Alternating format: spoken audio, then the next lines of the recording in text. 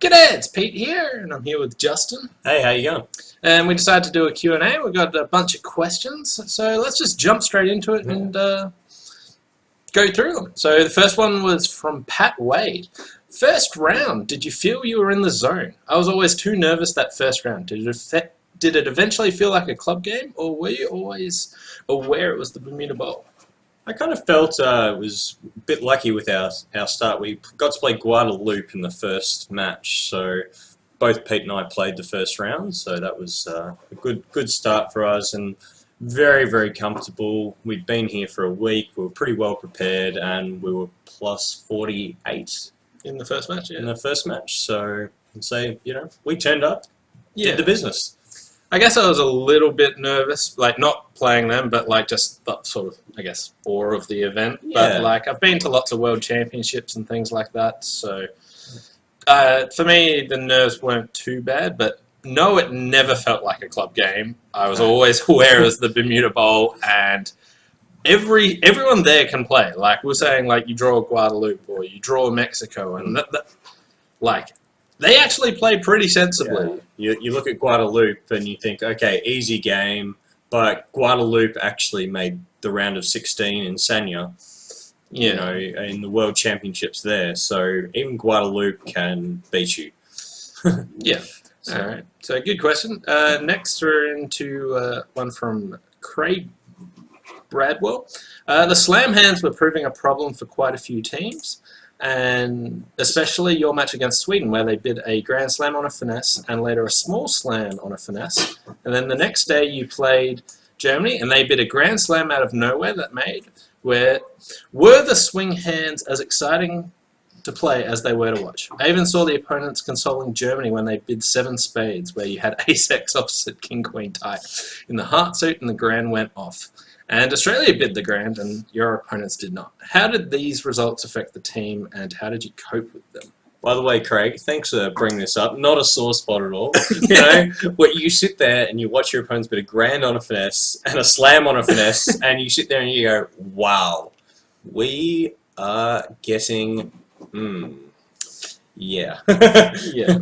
So it doesn't do much because the event's so long that you basically look at it in a way that it will all even out, hopefully. Now, we didn't get as much luck as that, but when you think that the qualifying is 6 days...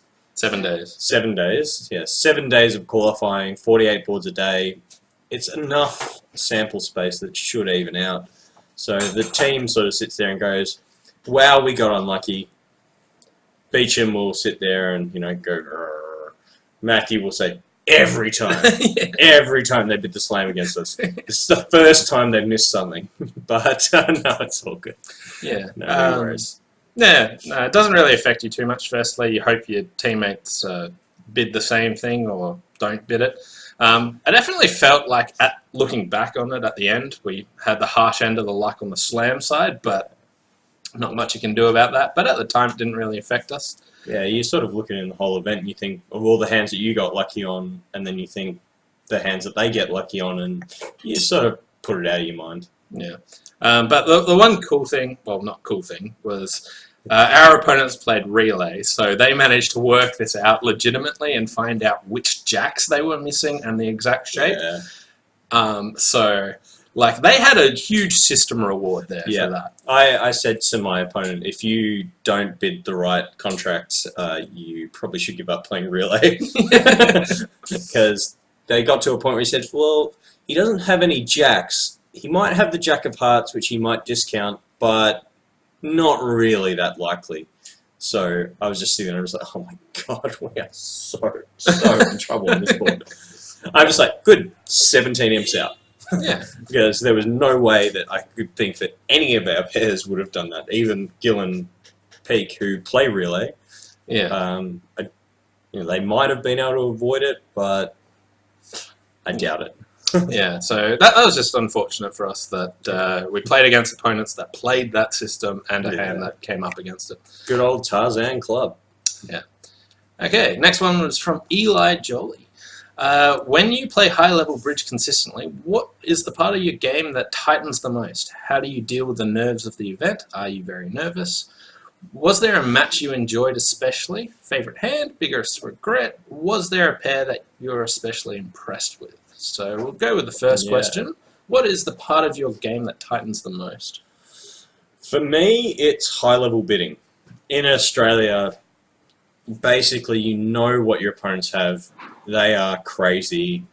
You can just double and pass them in everything because you're always getting rewarded. Yeah. Basically, there's never any hand where you sit down and you go, all right, they bid high, double, I pass. Yeah. Whereas when you're playing against these guys, you can just 100% trust their bidding. Like, everybody has good agreements. Everybody knows what's going on. So, basically, when it comes to high-level bidding, it's just such a different game. So, for me, that would probably be mine. What about you? Yeah. So, for me, I think it's trying to make myself not get lazy. Like, He's real lazy. when you play in like soft competition, Yeah. you just come up with this line that looks decent, you start playing it, and then you come up with a way to recover after you've messed it up. Yeah. Whereas here you can't do that, and when you play tough competition all the time, it sort of stops you being lazy as much as it can. As much as you can. You know, you're always going to have the points where you're a bit lazy because it's a really long event, and when you play in Australia, you play an easy match, a hard match, then another easy match. And in the easy matches, you can relax a little bit because there's no pressure on you. But when you play the hard match, you've got to be there. But it's only 16 boards, whereas here you play, one of the days we played all the matches and we played, Netherlands in the morning, Italy in the evening, and France in the afternoon. You're just like, oh my God, that is 48 boards of pure brutality. Yeah. Next question was, how do you deal with the nerves of the event, or are you very nervous? So for me, not very nervous, but get a little bit. But the way I deal with it is I sort of, going into a match, remind myself of like my thought process that I want to do on the very first hand. Come up with like a routine that I can get into, and then when I start playing a few hands, then I'm fine. I just realised I'm playing with the Peter Holland, and then I'm pretty much good. I have no worries. It's like, yeah, I've got Pete. What else do I need? Was there a match that you enjoyed especially? I would say that the match against the French I really enjoyed because everybody at the table played well, but we just knew we were going to get killed. You know, you sit there and you go, all right, we played really well, but we're going to lose by 30. And that's just your opponents doing well. The same with the Dutch guys. I really enjoyed that for the same reason. I really like having a match where you walk away and you say, I don't think anybody could have done anything better. And if we come out with a draw, our teammates are basically gods. Yeah, so those two matches were really tough. I thought we played well, and we knew we were going to lose both of them. But in general, everyone here was really, really friendly, and I enjoyed it. Didn't have like an unpleasant match at all. So they were all really No, I can't think of anybody who was unpleasant. Probably the closest was somebody made a joke that sort of they meant as a joke but didn't come across that, and they came up and apologised at the end. Like, you know, they said, I meant that as a joke, but I guess you didn't take it that way.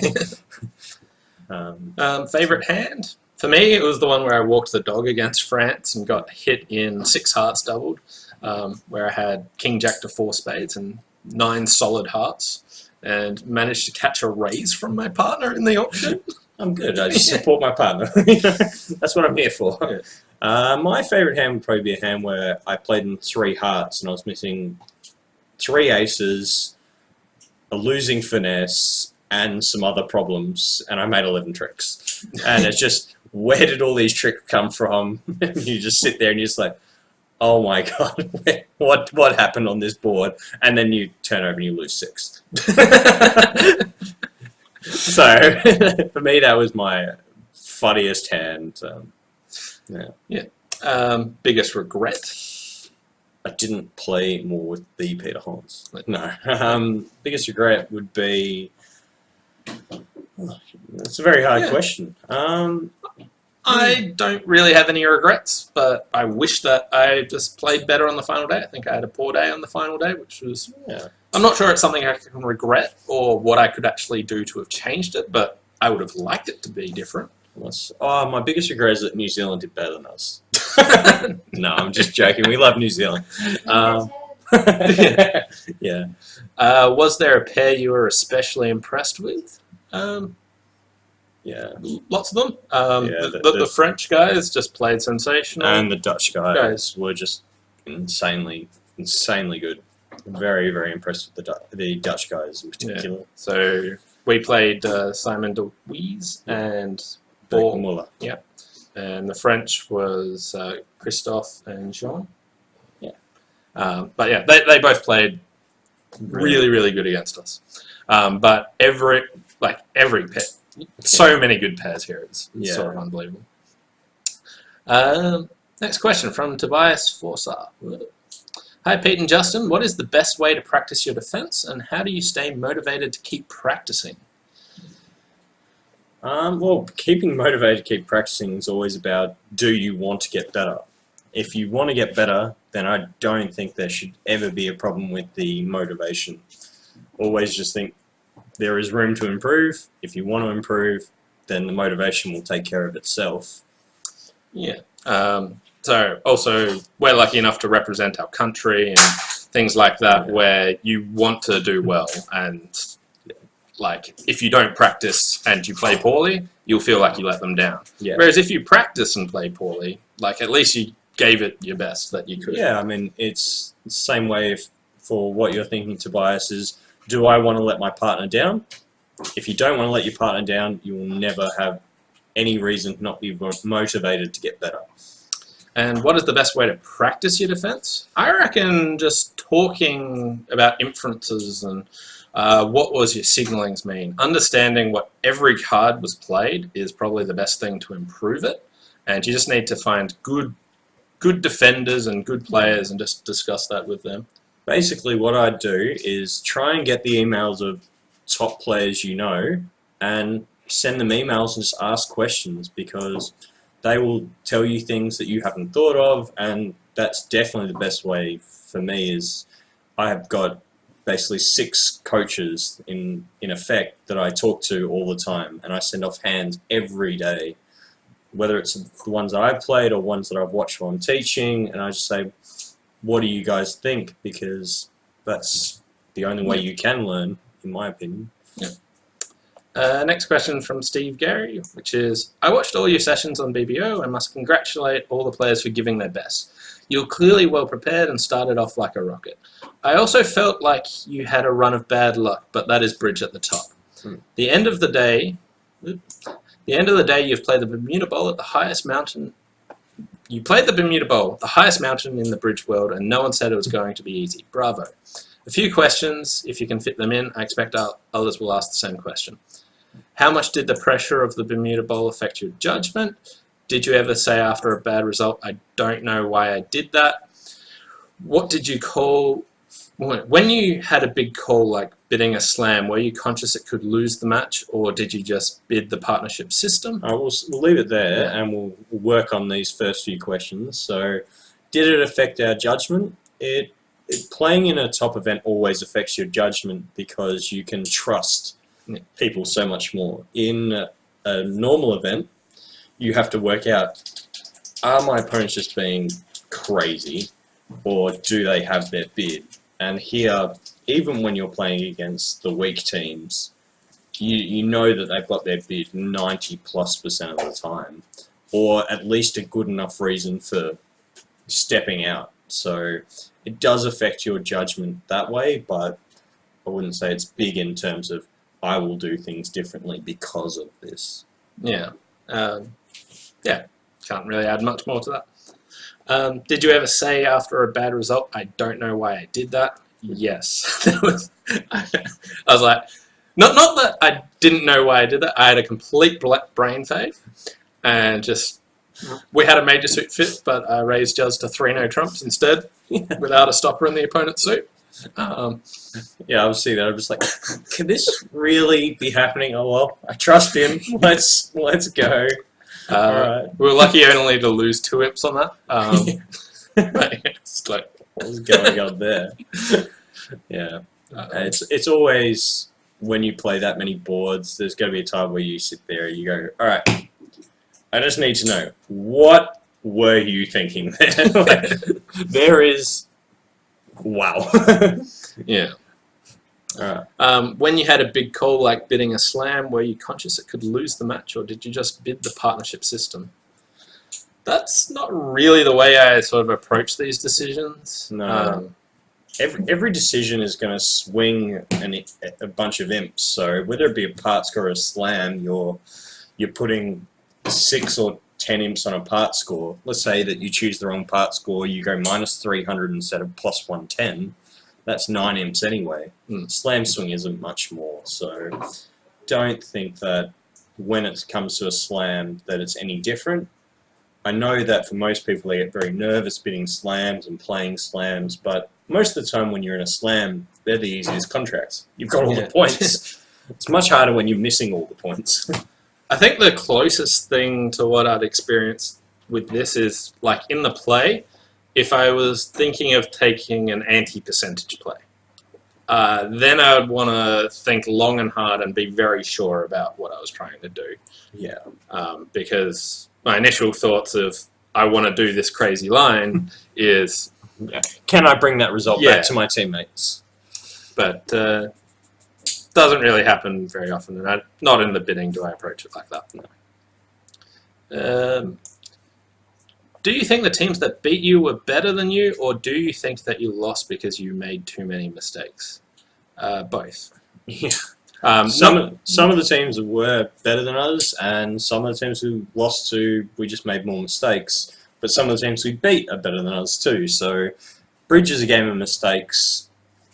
How many you make is random compared to how you feel and all that sort of stuff. So, not really sure that. Yes. You know. Yes, you could say that we're better than all the teams, but clearly we're not, because we didn't win. Yeah. If you could play the Bermuda Bowl again next week, what would you do differently? What have you learnt from this event? That's a good question. Yeah, well, if I was to play the Bermuda Bowl next week, I'd sit out more, because that is a really long event. Yeah, especially the last day. Yeah. Yeah. What have we learned from the event? We've learnt, a bit about making sure that when you come, you don't have any system errors. You've got to be there, you've got to be prepared. We had one system error which came up, and that was because we changed We've actually got a question about that, so we'll get back to that one. We changed something very close to the event, so that would be, we prepared very well, we did everything, but there's always more you can do. I'd like to be more prepared. Yeah. What would I do differently? Not something I would do differently, but like playing this just gives me more belief in being able to do better next time. So, like, I always believed in myself. That wasn't an issue. But like being able to play there, and we were playing really well for 6 of the 7 days, and just knowing that just makes you more relaxed and confident that I can do it again.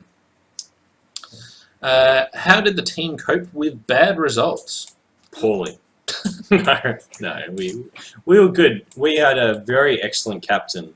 Ben Thompson did an amazing job with us, and basically just any time you have a bad result, he just reminded us that it's not a sprint, it's a marathon. It's a 7-day event. Everybody's going to lose a match. Everybody's going to lose several matches. Guadalupe's going to beat X number of teams. Mexico's going to beat us and nobody else. So on and so forth. But yeah, so bad results, they just happen. You can't play long events and not have bad results. So which opponents impressed you most? We've already answered. Anyone get you thinking, geez, that was clever? I mean, sometimes you look at things and you're just like, wow, that's good. But like, you sort of sit there and it goes through you, and you sort of just go, oh my god, we're going to lose so many imps on this board. Yeah. But, it's very hard answered. Like, one thing I noticed was No, the opponents didn't do any miraculous squeezes or do any esoteric things. What the opponents did was not make mistakes. They just played solid bridge and ground it out. There was no one that did anything amazing. Yeah, for sure. They sit there and they just play and they win and they put pressure on you and just wait for you to make mistakes. And if you don't make mistakes, you have a 9-all draw. Yeah. And if you make mistakes, you lose by 50. That's yeah. And on a high note, which hand gave you the most satisfaction? We've answered this, but I thought of another one where playing against Monaco, managed to overbid. I upgraded a 14 count, and Juz game forced on his 8 count, and he showed a singleton in my Ace King Queen Jack. So just to make me feel real good about my little upgrade here. And the opponents led a suit, and I was worried about them having a singleton, so I flew ace and dropped a stiff king offside and made 11 tricks. So I really enjoyed that one. Yeah, I was sitting there watching it. I was like, ooh, yeah. Here comes. Very nice. But a few hands where you just play it very nice, you play it carefully. A few of the matches in the first day in particular, Pete and I had a very, very good first day, and we played a couple of hands with M plays and squeezes and throw-ins and things that all... It's just lovely when those hands come up and you play for them and it works. Yep. How was the food? Oh, God, how was the food? Amazing. It's France. Yeah. That's all I need to say. Such good food. Like, I haven't eaten so much. Like, yeah. I mean, Laura's cooking dinner for us right now, and it's going to be horrible in comparison. No, it's going to be good, I promise. Yeah. All right. Terrence Rego. We'll go with Rego. Yeah, I reckon Rego. Okay. I'm able to play my best or play very well with a weaker or equal partner. However, if my partner is stronger than me, I make mistakes I wouldn't normally make. I think that I'm a bit nervous. The obvious solution to overcome this problem is to play more with stronger partners, but stronger partners think that I'm too weak. Is that the same with most of us? I don't know, Pete. You can answer this. I'm just joking. No, it's always natural that when you're playing with stronger partners to be a bit nervous, but remember that they've asked you to play, or you've asked them to play. It's all equal. You just go in, try and do your best, and sure, if you make a mistake, you ask them, what would have you done? And then you get the chance to do it. So just take it as a chance to learn when you play with better players. Don't think of it in terms of, I have to impress them. Yeah. The fact that you're playing with them, you've obviously impressed them at some point, or, either you bought them a drink at a bar or something. So my thoughts are, people usually play worse with better partners because they think that their partner can cover for them, or they relax that their partner's going to do all the hard work, which is completely the wrong approach, but everyone does it at time to time. And you just have to get out of that mentality and think that even if my partner's better than me, they're going to make mistakes. And the best thing I've got is treat your partner like an idiot, because if you simplify everything for them, then how can you really go wrong? And when you see that your partner, they don't care whether you're going to make mistakes or not most of the time. What they care is that you're trying your best. So try and don't worry about it. Next one from Andre is tell us about everyone on your team and everyone on the Venice Cup team. If you were to pick a couple of top reasons why you're in 10th, which when I made the previous video we were in 10th, and not at the top, what would they be? So why... We finished in 15th, so why are we 15th and not at the top? So first of all, we'll go through and talk about our team. So I'll just bring up a picture of them. So just on Juz's face there. So from left to right, so there's Juz, then me, then David Beecham, Matthew Thompson, Andrew Peake, and Peter Gill. So the other 4 players are all from Sydney. They've all been on the team previously, I'm fairly sure. Yeah. Certainly Matthew, Andrew, and Peter have been. And David, I think a while ago, definitely would have been. And they're all really, really lovely people. Great to have around. They all do professional bridge. All professional bridge players. Peter likes to talk a lot. Andrew does not. So that is an understatement. Peter likes to talk a lot, and he makes up for Andrew. In fact, if Peter talks for 5, and Andrew talks for -3, Yeah. It all works out the same. yeah, but they're all very nice and great teammates, and very, very happy to potentially have them playing with us again. Andrew used to do IT for work. Peter did some private investigating. His hobby is going through law cases where he thinks that there might have been something untoward, and doing all the research and trying to prove the court's wrong. Yeah, that's pretty much his hobby. Beecham David loves tennis. Massive tennis fan. He's off to, where is he off to play tennis? Not sure, but somewhere, maybe Madrid or something like that, to just play tennis. And Matthew loves food. Yeah, Matthew the food's been so good because Matthew has done all the research, found out all the Michelin star rated places. Yeah, basically every night we've been going out and it's just, Matthew, where are we going? Sort it out. So the women's team, so we have Candice and Sue Lusk and Barbara Travis and Jodie Tuddy and Margaret Burke and Marianne Buckalil, and their captain Peter Reynolds. Yeah, Peter Reynolds, but I think that's David Appleton. That's David Appleton in the photo, but yeah. Just to make sure that nobody thinks they look the same. Yeah. So this was the first Venice Cup for Jodie and Marianne, which excited for them, and very excited, and they had their eyes set on this since about January. This was their prime sort of target, and they were doing very well for most of the tournament. And then that third last day they had a few losses. Basically, they repeated our final day. Yeah. We had it on the final day, they had it on the third last day. So it was all good, but so Barbara is Peter's sister, Peter Gill. Peter Gill and Barbara Travis. Yeah. And Sue Lusk is Bruce Neal, who's on the senior team. It's his cousin or sister or something. Yeah. It's all related. It's all related. We're big group. Yeah. And while we're at it, the seniors team is... They're really old. Yeah. Avi Konetka, Warren Laser, Pauline Gumby, Bruce Neal, Terry Brown and Peter Buchan. Yep. And NPC is George Bilski. I'm not sure if he was in that photo or not. I didn't actually look.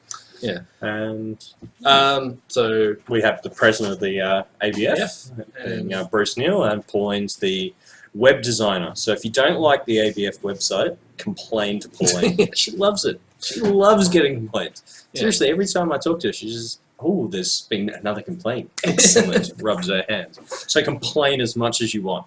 Yeah. I'm sorry, Pauline. Also, Gumby and Laser are like the highest master point earners in Australia. Yep. Pauline Gumby having the title. And she's a lot of master points. Yeah. They play a lot. So they're like... Yeah. They play every national. Like, I turn up and I'm just like, what? You're here? And this happened when I turned up in Norway. I turned up to an event in Norway and I was like, oh, of course Gumby Laser are here. Turn up in this event, they're here. You're just like, it doesn't matter what country I turn up to, they're at the event. I think they actually play bridge 364 days of the year. Probably. They have one day off. Yeah, I'm sure. I'm sure they got one day. Sorry. And if you were to pick a couple of reasons of why you're 15th and not at the top, what would they be? We didn't play well enough.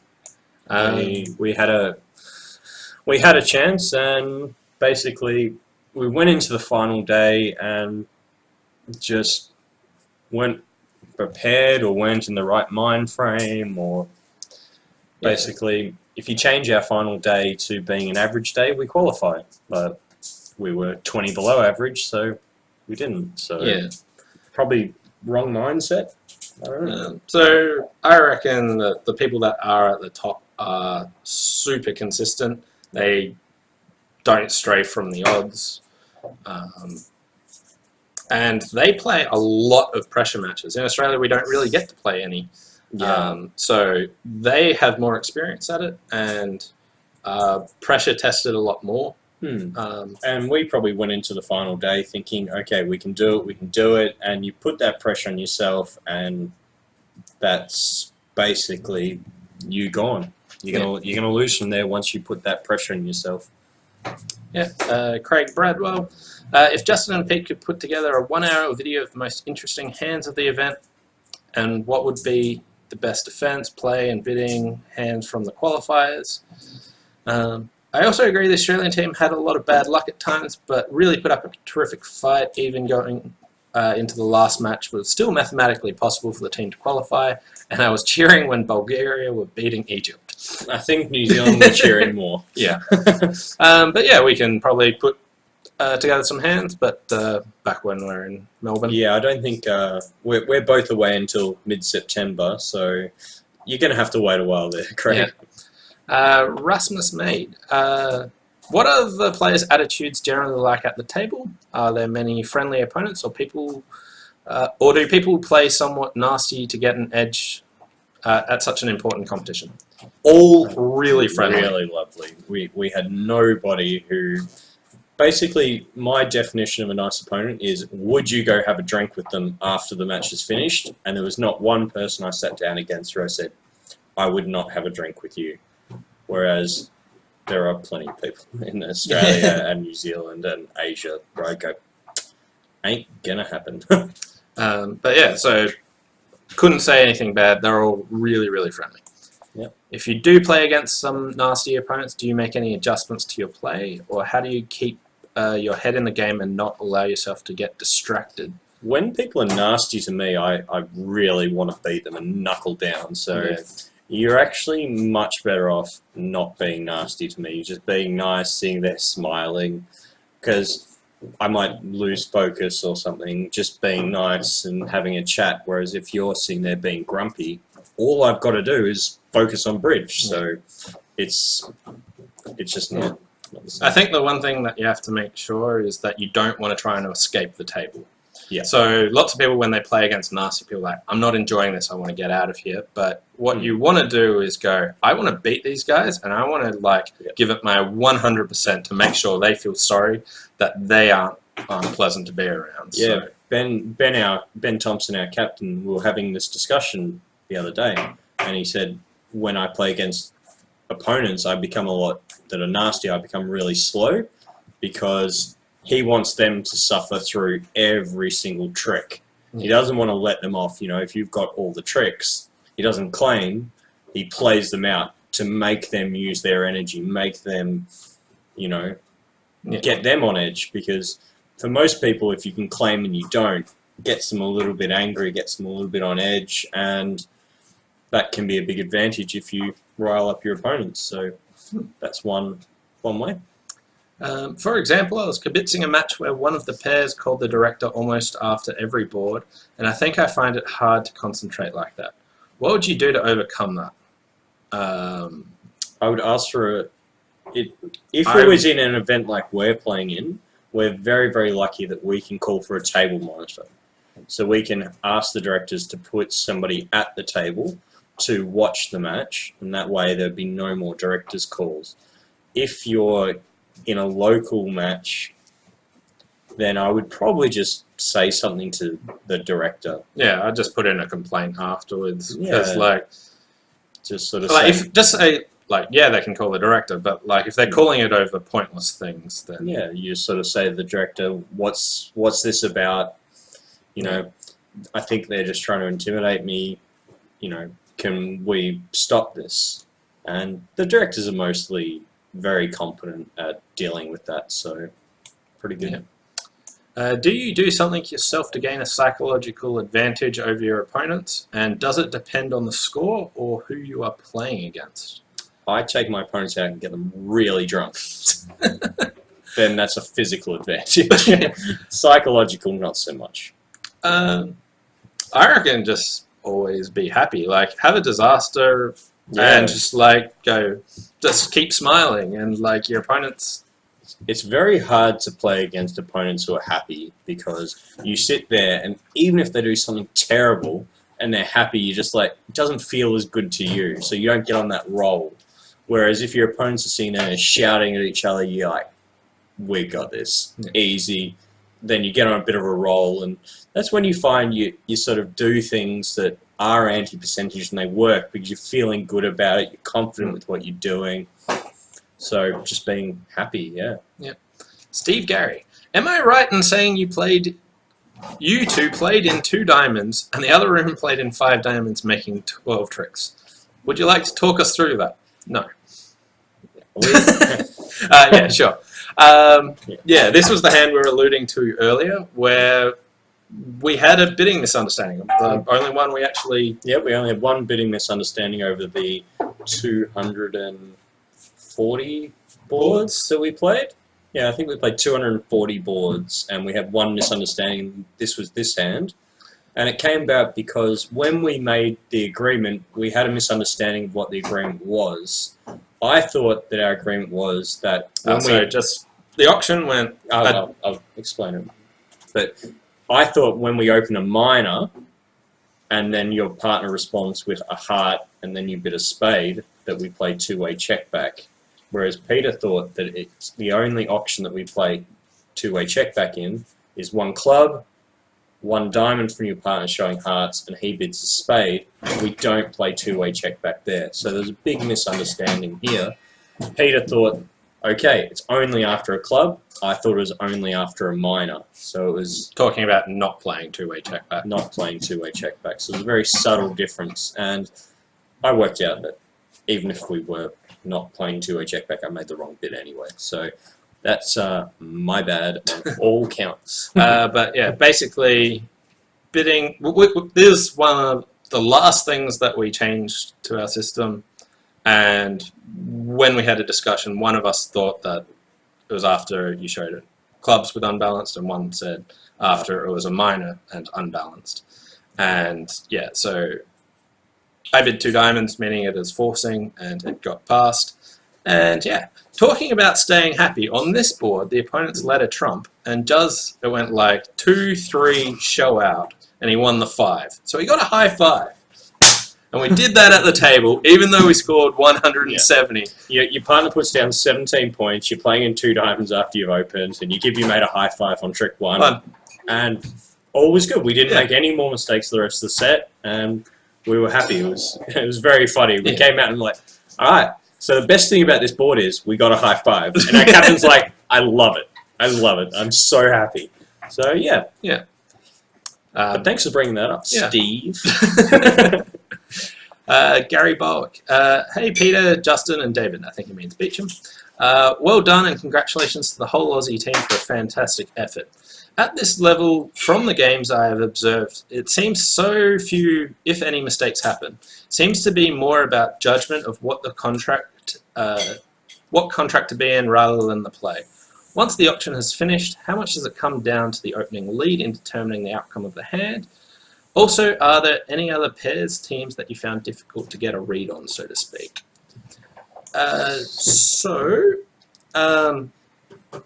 It is a lot more about judgment when you do get to the very top levels of what do I understand my partner to have, what do I understand the opponents to have, because you have so much more information when you play at top levels compared to what you do when you're playing a club game or in nationals, so to speak. So when it comes down to the play, there's so much more you can do in defense as well. So I don't think that it seems like once you've got to the final contract that that's it, but that's when you get to slams and grand slams, because when your opponents are bidding slams and grand slams against you, they're usually good slams and grand slams, so there's very little you can do, or very little your opponents can do, depending on who's doing it. Whereas at the low levels, there's still as much interest in the defense. Yeah. I love the defense. I think it's the most interesting part of bridge. Yeah, so basically I'd agree that the declarer play aspect of it doesn't cause that many swings. That's pretty consistent. Yeah. The defense does cause heaps of swings and it's really tricky. Mm. The opening lead causes heaps of swings because Yes. everyone is terrible at opening leads. Yeah. And bidding judgment is the other one. But declarer play is pretty consistent. There's not very many swings from... If you sit there and you think, yeah, I played that hand well, that's a flat board. But if you sit there and go, I played it poorly, you know you've lost a swing. Yeah. That's probably more likely. Yeah. Sorry, and also, are there any pairs teams that you found it difficult to get a read on, so to speak? No one tried to be tricky or anything like that. That's the thing. Everybody's so about not making mistakes rather than trying to trick you. You know, there's nobody out there to win the bulletin prize of most amazing, inspiration that you've had. Yeah. Everybody's just there. They have what they have, and you can trust them. Yeah, so basically, early on in the defense, the defenders are going to be honest. Later on in the defense, people try and trick you, but you know that. But you know so much about the hand by then anyway, and you know when people will be trying to trick you. So there's not much. Yeah. Craig Bradwell says, is it possible to win the Bermuda Bowl playing a simple common sense bridge without complex conventions? Just watching a match of view graph and the hands that they are bidding, a club player could bid with way less bidding and still get to the right contract. Do you need a conventional system, or would instinct and common sense be enough? In most cases, yes. But once you get to this level, for example, the auction that the Dutch had against us, being able to find out that your partner has exactly a 4-2-3-4 with the 3 lowest aces, the Queen of Spades, and no jacks. Saved them 17 imps. Saved them 17 imps, and you can't say that a natural system would be able to do that, hence why we lost 17 imps. There's always times where having conventions and things will help, as long as they're good conventions. Like, don't play a convention for the sake of playing a convention. Play it because there is a reason for playing it. Like, if you want to play something weird and wonderful just because it's fun, know that you're doing it because it's fun, not because it's good.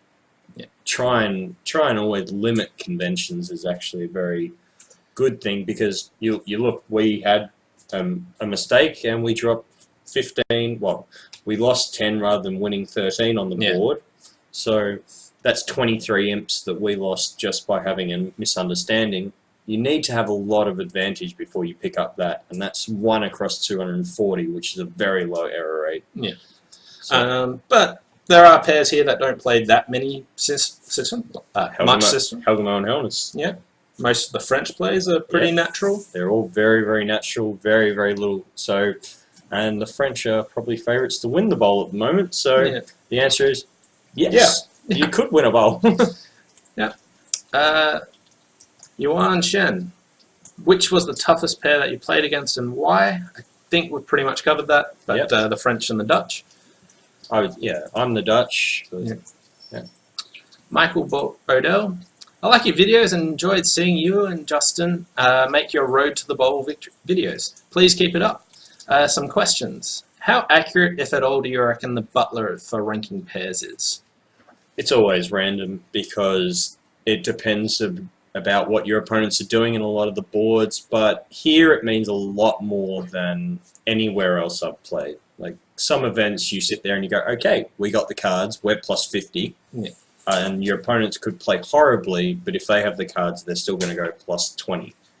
So, whereas here, if your opponents play poorly against you, you do win all the imps that you deserve. So here it's much more, but again, it's also what teams did you play, so on and so forth. So, like, for me and Pete, we played 7 of the top 8 sides that played. So yes, we played the bottom 2 as well, but it sort of it's hard to say that they're accurate, but they give you a general understanding of how players played. Yeah, so I'd say any difference of 0.5 or even like 0.3 is a good difference to, like, say, this pair played better than that pair.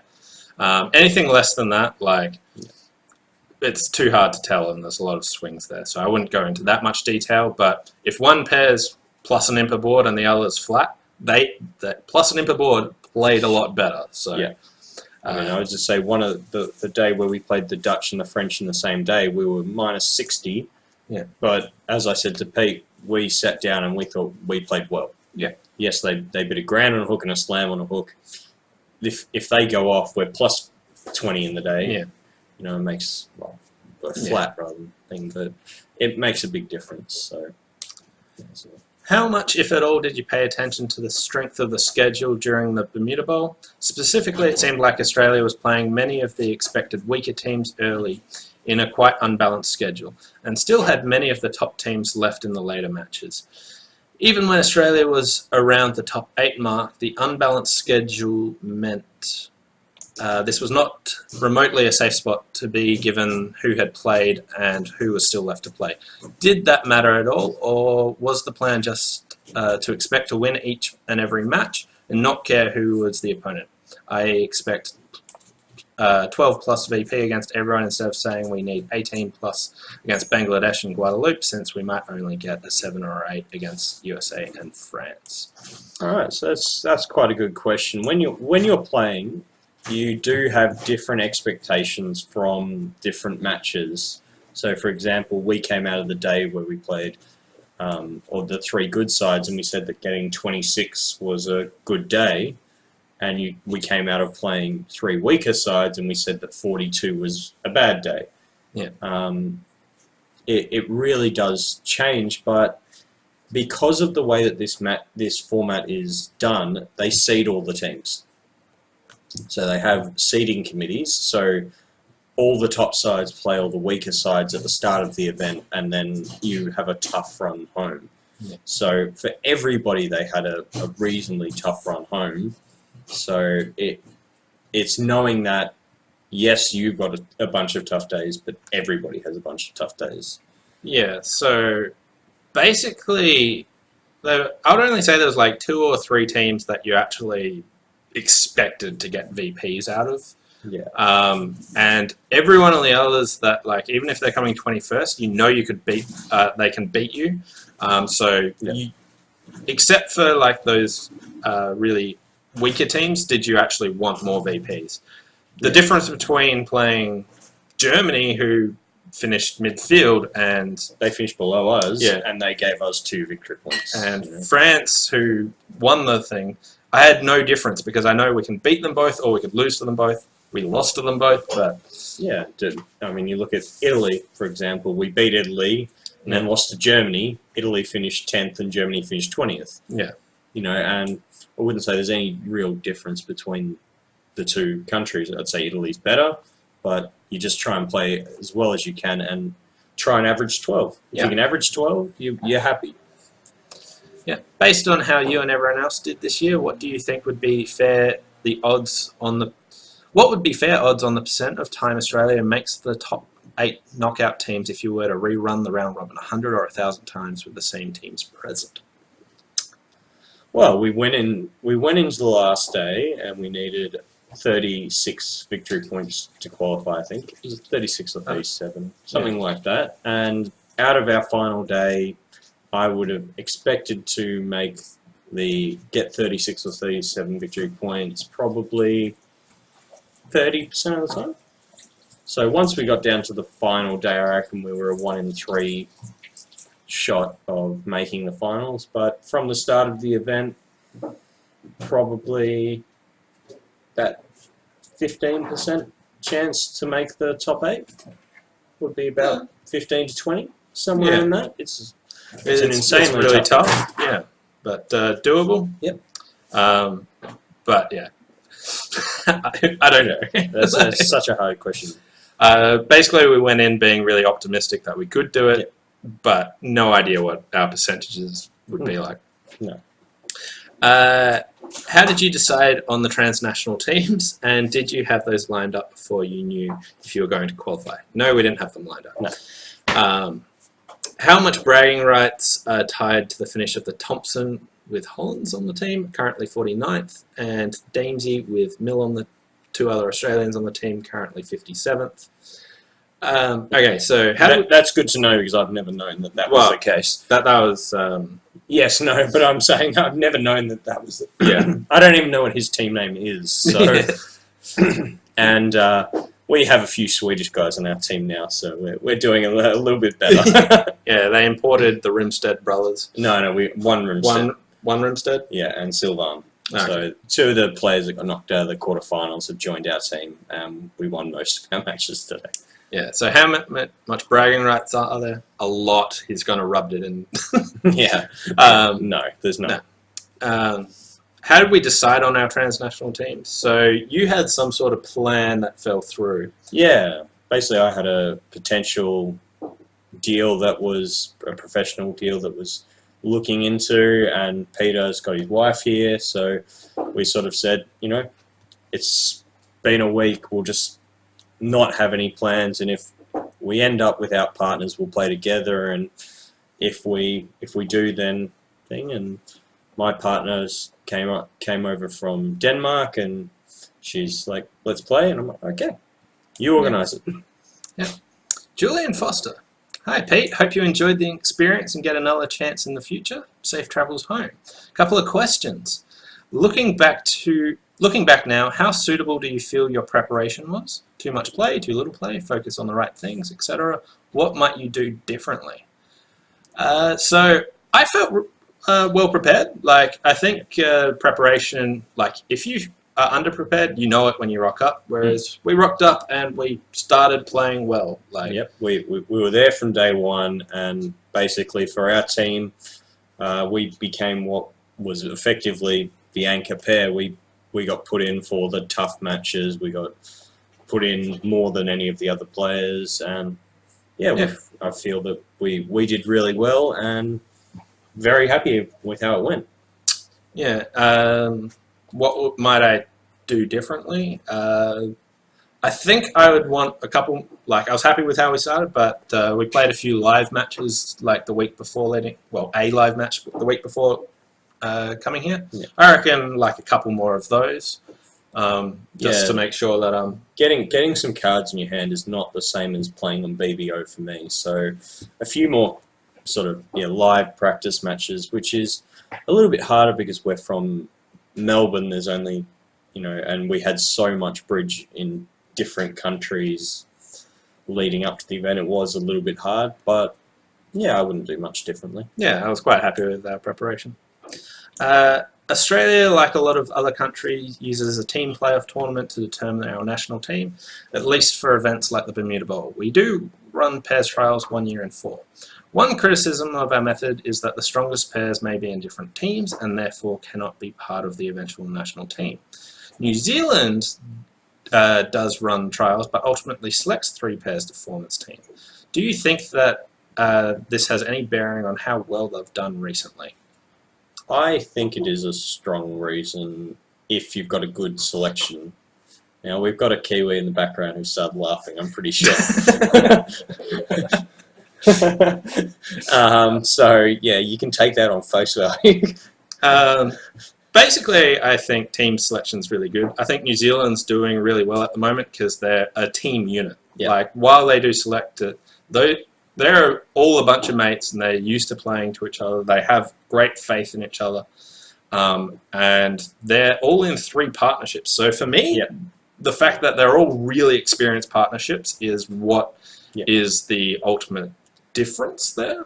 Yeah, they actually play in their partnerships compared to what we do in Australia, which is, if you look at the number of events that each of the 3 players have played in, each of the 3 pairs played in across the year, we played with several different people, whereas each of those guys played with their partner in every single event. And that's part of being a pro player in a bit. Most of the guys from New Zealand have other jobs and they just play with their partner. So being more experienced in your partnership is probably a better reason that they're doing well rather than, Yep. And from Charles Page, congratulations on being the anchor pair at this event, as you played the most boards at your first World Championship. What was your favourite played hand at the event? And converse, what was the hand that most disappointed you with how you played it. So we've talked about our favourite hands, but most disappointed hand. I think you could probably guess mine. It's the one where I wrote, Pete was trying to look at the vulnerability, and I might have wrote WTF across the vulnerability. I was playing a 1-no trump hand, and I knew every single card, and I got to the end, and I'm like, I'm going to end play you. And I'm like, I just end played you in the wrong suit. What am I doing? Yeah. I'm a complete moron. And it was a flat board because I'd made a good decision in the bidding to get to a 1-no trump rather than 2 hearts. For about the first time in my life, I didn't support the Pete Hollands, which I still don't know why I didn't, because I saw the way I played it. So, but yeah, that for me, that was just, I looked at this hand, I'm like, what am I doing? Oh, God. I should give up bridge.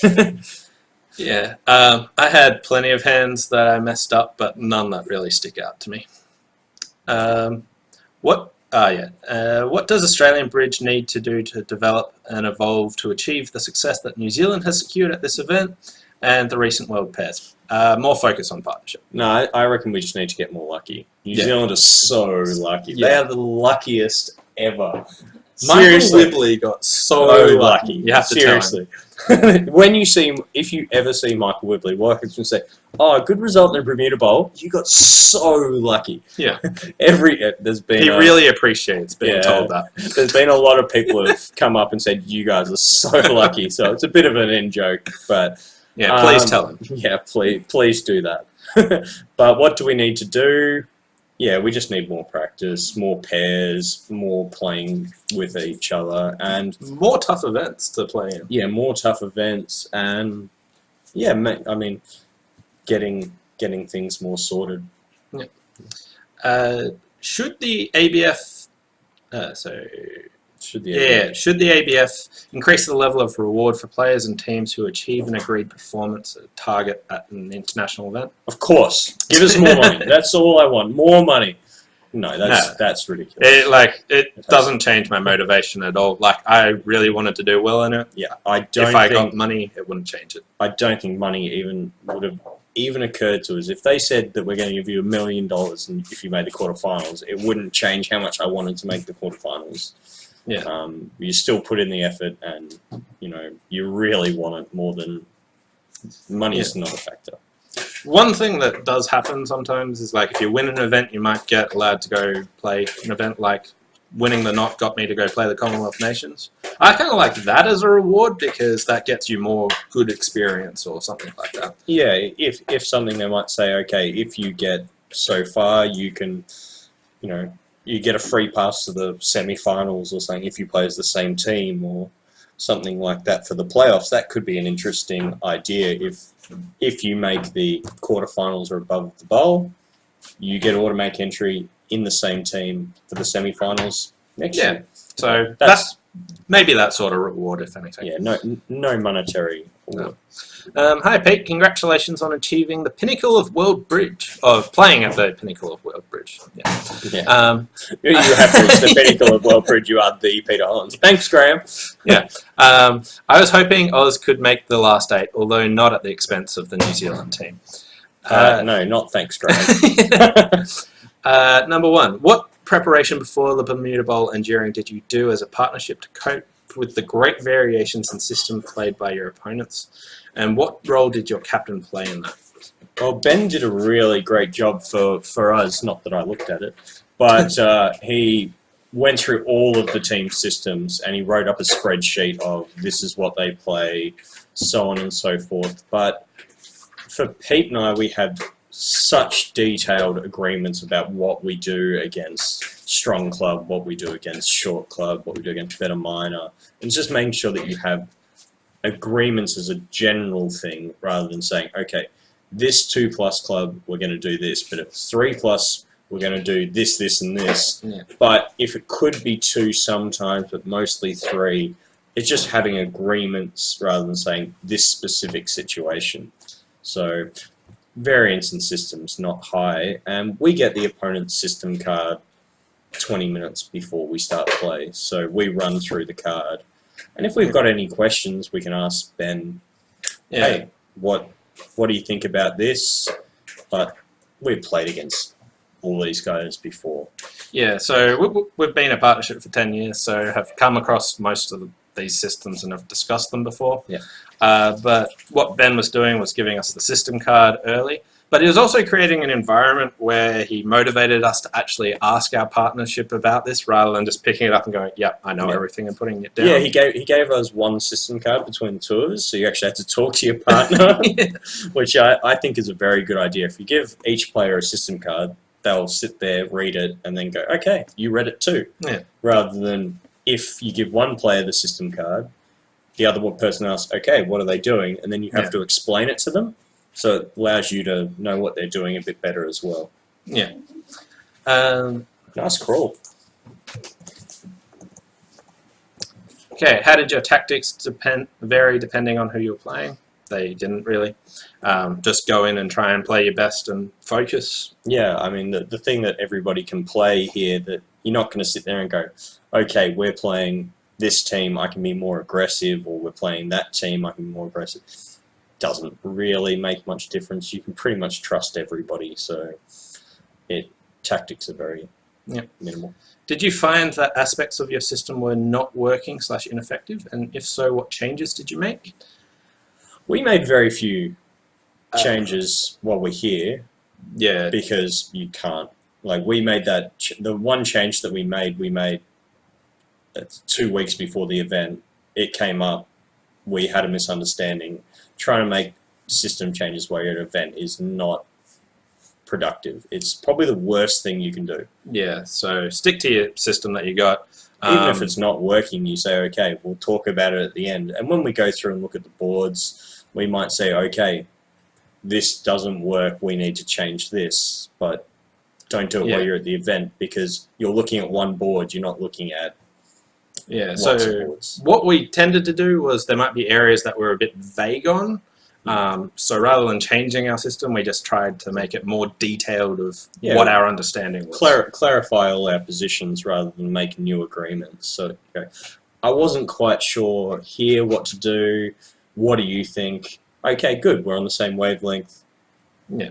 Let's go with that. When we did have a misunderstanding, we made sure that we did both agree afterwards what we're going to do in future, rather than both being annoyed at each other and not discussing it. Yeah, rather than just saying, you're wrong, you're stupid, I hate you, which is what I did for the first 10 minutes. But after that, then you go, okay, we've got an agreement, it's good, we're sorted. Yeah. And final question, what was the most important thing that you learned during the course of the event? Oh, we sort of just covered that. But for me, it's, how good playing at top level bridge is. Yeah. It's just, if I was wondering whether I wanted to keep playing bridge full time, coming to an event like this really makes me realize that, yes, I do. Yeah. And I want to come back and I want to win. Yeah. So basically, it was an awesome experience. Bring it on. Yeah. Just loved the atmosphere, loved the pressure, and I think I'm a better player for it. You couldn't be a better player. You are the Peter Hollins. But thanks all for all the questions. Hope you enjoyed our Q&A. Thanks all for writing in, and bonsoir. Yeah, bonsoir.